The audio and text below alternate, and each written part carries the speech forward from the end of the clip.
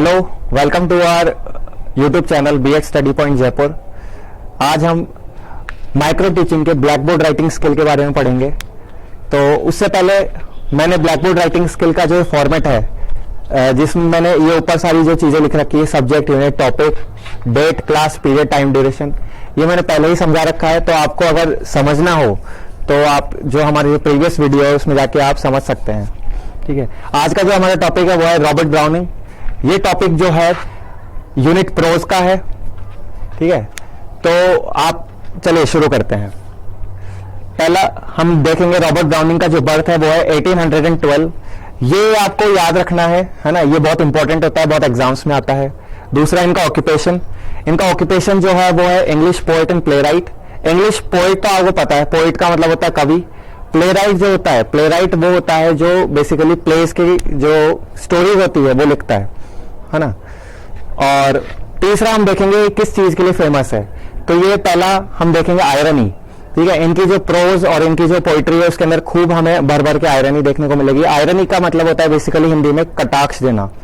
तो आयरनी का मतलब होता है कि हम जैसे कोई चीज है ना, कोई गलत चीज है किसी चीज को लेकर, जैसे करप्शन है, करप्शन को लेकर अगर हम लाइट मूड में बात करें या फिर हंसी मजाक में बात करें तो वो आयरनी के अंडर आएगा। ठीक है, दूसरा है इनका कैरेक्टराइजेशन। कैरेक्टराइजेशन मतलब इनके जो कैरेक्टर्स हुआ करते थे वो काफी डीप हुआ करते थे, इनके कैरेक्टर्स में काफी लेयर्स हुआ करती थी, उनको समझना थोड़ा मुश्किल हुआ करता था।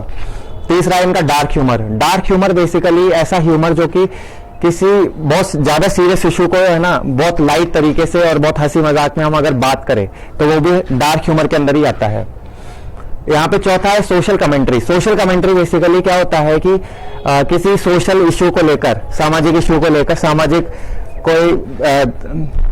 कोई वो है, मान लीजिए कोई इशू है, जैसे समाज में करप्शन है ना, समाज में लोगों में जैसे किसी चीज को लेकर नफरत है, तो उस चीज के लिए ये काफी ज्यादा बातें करते थे अपने प्रोज और पोइट्री के अंदर। फिफ्थ है चैलेंजिंग वोकैबुलरी। चैलेंजिंग वोकैबुलरी का मतलब है कि इनकी जो प्रोज और पोइट्री हुआ करती थी उसके अंदर जो शब्दों का इस्तेमाल हुआ करता था वो काफी मुश्किल हुआ करता था। ये काफी मुश्किल वोकैबुलरी का इस्तेमाल किया करते थे, है ना, तो उनको समझना थोड़ा मुश्किल हुआ करता था। अब हम फोर्थ पॉइंट देखेंगे किस एज से बिलोंग करते हैं। ये विक्टोरियन एज से बिलोंग करते हैं। ठीक है, विक्टोरियन एज, ये भी आपको याद रखना है, ये दो चीजें बहुत इंपॉर्टेंट होती है। इनके कुछ वर्क्स देख लेते हैं फिफ्थ पॉइंट में। फर्स्ट है रिंग ऑन द बुक। ठीक है, दूसरा है मैन एंड वुमेन, और तीसरा है माई लास्ट डचेस। अब जो ये माई लास्ट डचेस है काफी फेमस है, इसको याद रखना बहुत इंपॉर्टेंट है। ठीक है, चलिए अब डायरी का फॉर्मेट देख लेते हैं।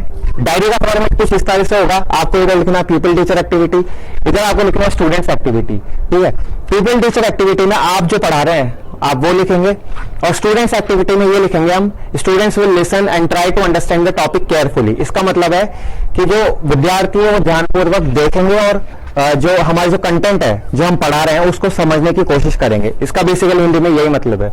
आपको ये ऐसे कैसे जो है ब्रैकेट्स के अंदर आपको यहां पे लिखना पड़ेगा।